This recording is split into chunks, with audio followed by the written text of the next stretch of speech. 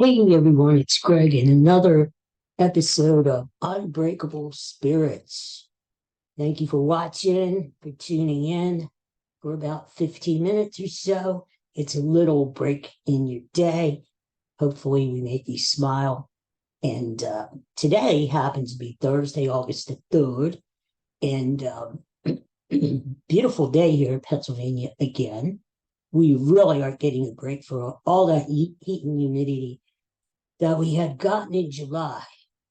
So far, so good this month. Hey, today happens to be, among other things, grab your nut, not grab your, grab some nuts day. Grab, grab your nuts day. I guess if you had a can of peanuts handy and they were technically your peanuts, you could grab your nuts day. But anyway, um, I it actually is grab some nuts day. And I mean, you can make up your own joke there. You don't need me to do that. I think uh, people usually, when there's a tray of nuts, not a tray, a thing of nuts around, what do you put nuts in? Little thing there. They go by and they just grab some nuts and pop them in your mouth. I think that's what they must mean. What else could they mean, right? Anyway, off that subject. Um, First two things I want to talk about today. Finding money. Yay. Did you ever find money? What we like to do, Holly and I, when we're out to the grocery store or wherever, we always look on the ground. I mean, you know, sometimes we find pennies, quarters. There's a change machine at the supermarket.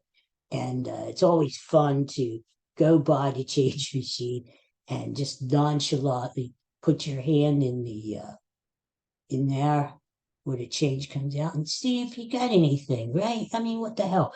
You're not technically stealing, you're just picking up what's there. Uh, I find change once in a while. There, but you don't want to look like you're purposely doing it in case there are people around. So you just go and you go out of the store. It's near the door. You're going out of the store. And for me, I'm pushing and I'm just trying to look stupid as usual. And and at the same time, I'm reaching my hand into the thing there where the change comes out to see if there's any quarters or pennies in there. And, I'm trying not to look like I'm really a desperate guy. Yeah, I've had people walk by and just not really laugh, but sort of like, mm, mm, okay, that sort of thing. But anyway, um, two stories about finding money. I don't know if you guys have, I have found like $20 in old slacks or pockets of old pants pockets or something, And technically, you're finding money, but it's not really finding money because it's your money. It's money that I forgot to take out before I threw them into the wash. Somehow the $20 bill survives the washer and the dryer and comes out and it's there. So you're finding your own money, really. It's nothing extra. But there is a story from Kentucky where in a cornfield down in Kentucky, they've recently found a box of rare gold coins, and these coins date back to the Civil War era. They found 800 of them, and they call it a great find. In fact, they've put a name to this find. It's called the Great Kentucky Hoard. Why they call it a hoard, I don't know. But they claim it's worth $2 billion in total. There are $20 gold pieces, $1 gold pieces, all kinds of cool stuff. They're not giving out the name of the person who came, who found this hoard of gold coins. and they're not saying the location because obviously people would swarm there and start digging up the freaking cornfield to find more money. And they're not giving the name of the person, so they're not harassed, But so that's one uh, episode instance of finding money, and there's another one, and this comes out of England. Uh, this lady, uh, she was going through some drawers. Her late aunt just passed away, and they're cleaning out the house. It's, I guess, sell the house. Well, this lady was going through a drawer and she found a box of coins. And what happened was she saw this one unusual coin, but she thought it was fake. That was her initial impression. So she just threw it back in with the other coins that her late aunt used to collect. So what happened was a little while ago, uh, later on down the road, she was, yeah, they're still working on my kitchen. They're still working on my kitchen.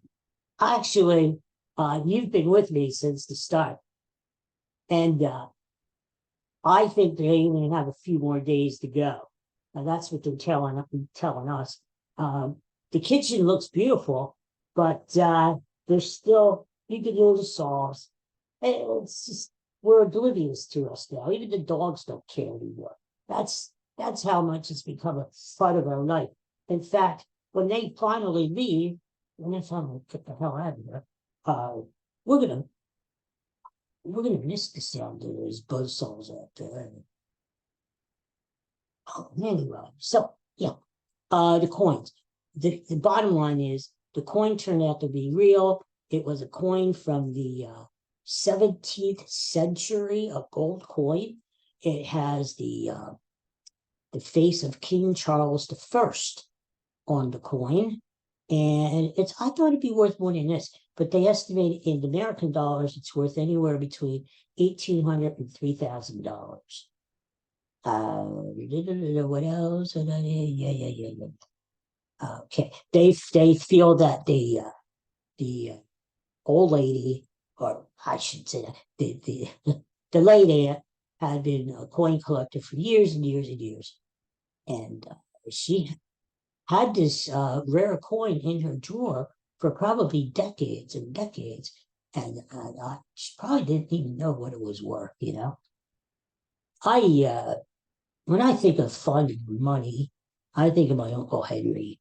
Everybody has an Uncle Henry in their family, and my Uncle Henry was a one of a kind. Yeah, he was really a character. He was probably the most colorful person I have ever met in my entire life. Uh, he tended to swear a lot. Never used the F word. That's very interesting. Nowadays, you see the F word or hear the F word all around for no good reason at all. And if you use something too much, it loses its effect. You know. And I was never one to use the F word, but and he wasn't either. He would say other curse words, but I won't say them here. This is a G-rated podcast, or at least PG. Um, but he was a very colorful guy. He's the guy who taught me how to play blackjack, how to took me to the horse races. You know, actually, of course, I knew Michael Henry for all my life, but after my father died in 1977, he helped us out a lot. My Aunt Sue and Uncle Henry lived in town, and my Uncle Henry would come over and help my mom and I out. Well, we needed different things done around the house since my dad died. He was a great guy, and he had this exterior about him that he was always angry at the world, but he really had a heart of gold deep down inside. Uh, he was a great card player too. I mean, after he retired, he would be up playing cards all night long at one of the local moose halls in the Slovak club or whatever, and loved to fish, loved to hunt. Told me stories about each, how the hunting stories. When I was in the car with them and going down to the races, I was like a captive audience, you know. Uh, he would tell me stories about climbing up in a tree and waiting for a deer for 10 hours and blah, blah, blah. And then next time in the car, he would tell me the same freaking story. Did I ever tell you this before? I actually liked hearing the stories because I learned a lot. And, what could I do? Open the door to throw myself out in the road? I can't do that. So, he was fun. He was a fun guy. He never knew what he was going to say. And one reason I bring him up is because he always had a philosophy about finding money, whether we were coming out of the racetrack or coming anywhere. Um, he would always be looking down on the ground. I mean, seriously looking down on the ground. And my aunt would say, Henry, what are you doing? And he would say, you're not going to find money up in the air, are you? What the hell? What the hell? And so he'd be looking on the ground, and sometimes he would find something, but most of the time he wouldn't. But his philosophy was right. If you come out of church, gosh, and you're looking up there, right? You're not going to find anything up there but birds. But if you're looking on the ground, who knows what you're going to find? So so when I think of finding money, I think of my Uncle Henry. He was a card. He was a real character. I might do a book about him someday. He's had so many funny stories, and he was just one of a kind guy. To end the podcast, thank God. Uh, I have a couple of weird animal stories for you, which I love to put out there. I love weird animal stories. And listen to this. Down in Peru, they think they found the remnants of uh, the heaviest mammal that ever existed. It was a whale down there, and they're starting to dig it up. And so far, they they found the vertebrae, a couple vertebrae, and now get this. Here's how big this dude was. Uh, the vertebrae alone, one vertebrae weighs 220 pounds, and uh, the vertebrae was is like heavy and dense. They found a hip bone, a backbone, about 13 vertebrae so far, and four ribs. The hip bone is connected to the rib bone. The rib bone is connected to the thigh bone. The thigh bone is connected to that's the name of the Lord. Let's see what else. They say this creature is about 39 million years old. I feel so bad. Um, and weighed anywhere between 94 and 375 tons, much larger than what we know, our blue whale. And they said it's really different because the bones are much denser and heavier than a whale's. So they're still digging up this guy down in Peru, and they hope to find the head and maybe put it together. I don't know what they're doing down there, and that's interesting. How do they put it together? Do they use crazy glue, gorilla glue, scotch tape? I don't know, but it is kind of fascinating though. They find these old bones, and they claim this whale was sort of a bottom feeder, would really scarf up all the little fish in the ocean down there. And in fact, that's what they're interested in. They can't. They're really these scientists are really interested in what it was feeding on, how it got so big, and but they claim they can't really surmise that unless they find the head and the jaws and everything. So good luck to them. I hope they get ahead. But anyway, so oh, speaking of, I wasn't planning on talking about this, but speaking of fishy stories, uh, did you see what's popular out there in Japan? It's always Japan or China or something. It's from, yesterday we were talking about a human bear that waves at the visitors at the zoo. Um, Now, Japan is obsessed with the movie Jaws. Uh, I mean, really obsessed, really obsessed. And I love the movie Jaws. I watch it once in a while, especially like on the 4th of July, but not when I'm down the shore. When I'm at home, maybe in bed. I don't want any parts of the ocean in Jaws. So, but I love Jaws, and I especially love Robert, whatever his name is. It'll come to me in the movie. They tell him that's the guy who owned the boat. You're going to need a bigger boat. They tell him and stuff like that. Anyway, Robert Shaw. Robert Shaw. See, the mind is still working. Robert Shaw. I love Robert Shaw. Anyway, what was I talking about? Oh, Jaws. Oh, yeah. So they got this hot dog out in Japan. And apparently you could get it at Disneyland. There's a Disneyland in Osaka, Japan. You could get the hot dog there.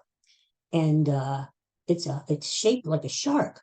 The bun is shaped like a shark. You could see the eyes, the gills, the teeth, and it comes in a little folder that you hold that is the movie poster from Jaws, and sticking out of the shark's mouth is the end of a hot dog. I kid you not. And they were breaking it apart from this video I saw. They were breaking it apart, and the hot dog wouldn't break. The bun broke, but the hot dog wouldn't break. They wanted to show you what was inside this thing, and apparently it's lined with ketchup, which is a downer for me. Number one, I don't like ketchup on a hot dog. I'm sorry. I know there are people out there who do, but I don't. I like some mustard, and that's it. In fact, they were squirting some ketchup over the end of this hot dog, and it kind of looked like blood. It looked like Jaws. It's very realistic. Jaws, and it looked like blood. I'm a hot dog guy, but I don't know if I'd eat that. Anyway, so the bun is supposedly, from the review I read, it was too much bun, too much shark. By the time you get down to the tail and stuff, there's too much bun. And the bun has like a sponge cakey consistency to it. They said the hot dog was really good, cooked perfectly, but it'd be a little weary if you can't break the hot dog. It, I may not try it. I don't know. Anyway, so that's the new sensation. Actually, they've had it around since 2021, but the pandemic was going on. Not many people went to Disneyland, so now they're starting to discover this Jaws hot dog. So I'm sure it'll be coming our way sooner or later. It always does. But if you ever have the opportunity to go to Japan and you want a hot dog over there, look up the Jaws hot dog and think of me. But don't eat the hot dog. Anyway, last story. And this is about an orange lobster, an ultra rare orange lobster that they found in Hot Springs, Arkansas. Apparently, one of the red lobsters down there was getting a new shipment in, and they discovered that one of the lobsters was bright orange, and so they saved its life. They, instead of eating the little creature, I always feel bad when I go into a Red Lobster and I see the, the the boys there walking around in there, swimming around the tank. I feel bad. I want to let them loose. I don't want to touch them, but I want to let them loose and let them be free to the world. And take them down to the creek and let them go. Don't eat them. Um, but, you know, apparently this guy was just lucky enough that he was called Orange. So they sent him to the Ripley's Believe It or Not place in Myrtle Beach, South Carolina. So if you ever go down there on vacation and you want to see this guy, just go down and see him. He is, they estimate he's 7 years old, and 1 in 30 million lobsters are orange. How about that? And the interesting thing is, um, these scientists, they always these scientists, um, they're wondering, is it genetics or is it because of the environment? And the reason they're asking this is because, like I said, normally these ultra rare lobsters are 1 in 30 million, but around the same area where they caught this bad boy, up around Michigan, they have caught 3 lobsters within a week that were orange. 3. And from the same track. So that leads me to believe that maybe it isn't just genetics. Maybe the environment does have something to do with this. Maybe because of climate change and the waters being so warm and the environment, you know, what the water and the air and stuff, ah, ah, it's turning our lobsters orange, among other things, you know? And it may have saved the life of this one lucky lobster, but I don't know. So that's going to be interesting to find out if it's really the environment or whether these fishermen up there got really, really lucky and caught 4 lobsters recently that are orange. I'll keep you posted. I know you want to know. Anyway, well, thank you for joining me today on Unbreakable Spirits. And you like my hat? That's an iron pig, by the way. Pig. There goes the saw again. Oh, Jesus. It's an iron pig.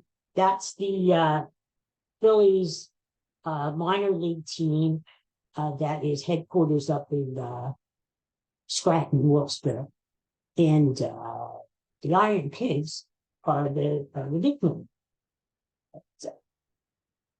which kind of jives with our hot dog story, because since they broke open the Jaws hot dog and the bun crumbled, but the hot dog didn't, maybe you could call that an Iron Pig too. Right? I never thought it was. It all relates. So anyway, you guys have a great day, and please hit subscribe or hit like, or I don't know, whatever's good.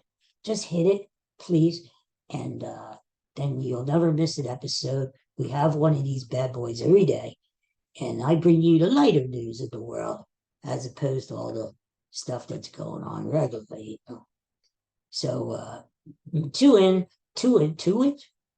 tune in, and I'll see you tomorrow. I think I need to go take a nap. Anyway, so you guys have a great day, and I'll talk to you again really soon, okay? Take care. Go have a hot dog or a lobster.